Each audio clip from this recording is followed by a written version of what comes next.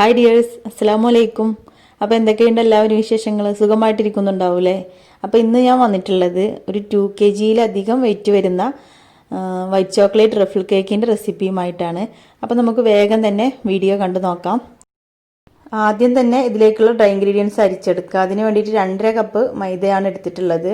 ഇതിലേക്ക് 2 teaspoon baking പൗഡറും 1 teaspoon baking സോഡയും പിന്നെ 1/2 ടീസ്പൂൺ ഉപ്പും കൂടെ ചേർത്തിട്ട് ഒരു 3 പ്രാവശ്യം അരിച്ചെടുക്കുക. അല്ലെങ്കിൽ ഒരു പ്രാവശ്യം അരിച്ചെടുത്തിട്ട് ഒരു വിസ്ക് ഉപയോഗിച്ചിട്ട് നന്നായിട്ട് മിക്സ് ചെയ്തെടുത്താലും മതി. കേക്ക് നല്ല സോഫ്റ്റായി കിട്ടാൻ വേണ്ടിയിട്ടാണ് ഇങ്ങനെ ചെയ്യുന്നത്.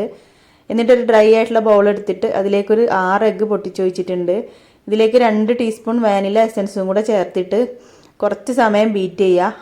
എന്നിട്ട് 2 കപ്പ് പൊടിച്ച പഞ്ചസാര കുറച്ചായിട്ട് ചേർത്തിട്ട് എഗ്ഗ് നന്നായി പതഞ്ഞു വരുന്നത് വരെ തന്നെ ബീറ്റ് ചെയ്തെടുക്കുക. എഗ്ഗിൻ്റെ ഈ യെല്ലോ കളറൊക്കെ ഒന്ന് മാറിയിട്ട് വൈറ്റ് കളർ ആവുന്നത് വരെ തന്നെ ബീറ്റ് ചെയ്യുകയാണെന്നുണ്ടെങ്കിൽ ആ സ്മെല്ലൊക്കെ ഒന്ന് മാറിക്കിട്ടും. ഞാനിവിടെ ഇപ്പോൾ നല്ല ഫ്ലഫി ആയിട്ട് തന്നെ ബീറ്റ് ചെയ്തെടുത്തിട്ടുണ്ട്. ഇതിലേക്കൊരു 1/4 കപ്പ് സൺഫ്ലവർ ഓയിലും 3/4 കപ്പ് ചെറിയ ചൂടുള്ള പാലും കൂടെ ചേർത്ത് കൊടുത്തിട്ട് ഒന്ന് ബീറ്റ് ചെയ്തെടുത്തു. അതിനുശേഷം നമ്മൾ അരിച്ചു വെച്ചിട്ടുള്ള ഡ്രൈ ഇൻഗ്രീഡിയൻസ് കുറച്ചായിട്ട് ഇട്ടിട്ട് പതുക്കെ തന്നെ മിക്സ് ചെയ്ത് കൊടുത്തു. ഞാനിപ്പോൾ ബീറ്റർ ഉപയോഗിച്ചിട്ടാണ് ചെയ്യുന്നത്. ഇതുപോലെ തന്നെ നിങ്ങൾ ചെയ്യണമെന്നില്ല. സ്പാച്ചുല വെച്ചിട്ട് പതുക്കെ മിക്സ് ചെയ്തെടുത്താലും മതി. എനിക്ക് കുറച്ച് തിരക്കുണ്ടായിരുന്നു, അപ്പോൾ അത് കാരണമാണ് ഇങ്ങനെ ചെയ്തത്.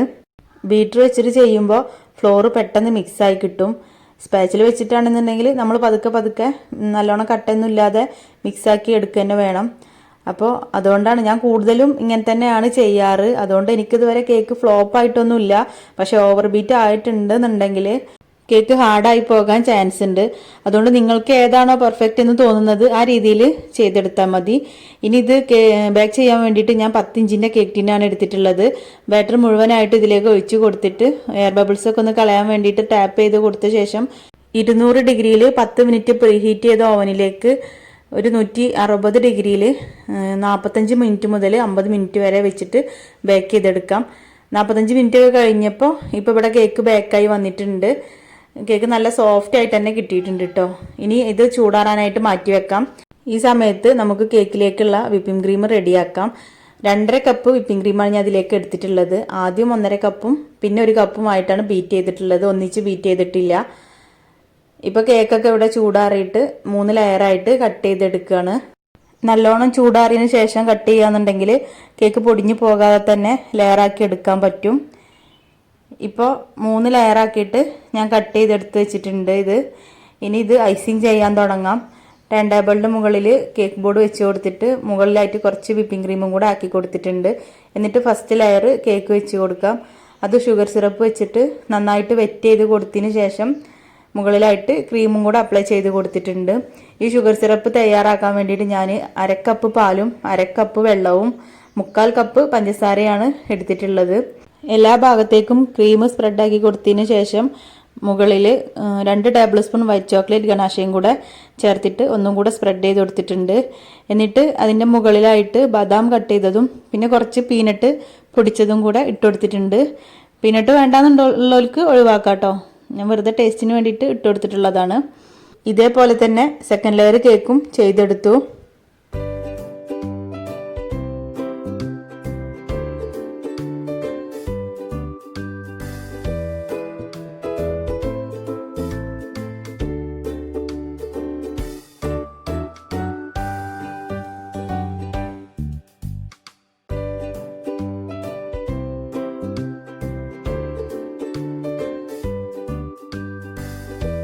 ഇപ്പോൾ കേക്ക് ഇവിടെ മുഴുവനായിട്ടും ക്രം കോട്ട് ചെയ്തെടുത്തിട്ടുണ്ട്. ഇനി കുറച്ച് സമയം ഫ്രിഡ്ജിലേക്ക് മാറ്റി വെക്കാം.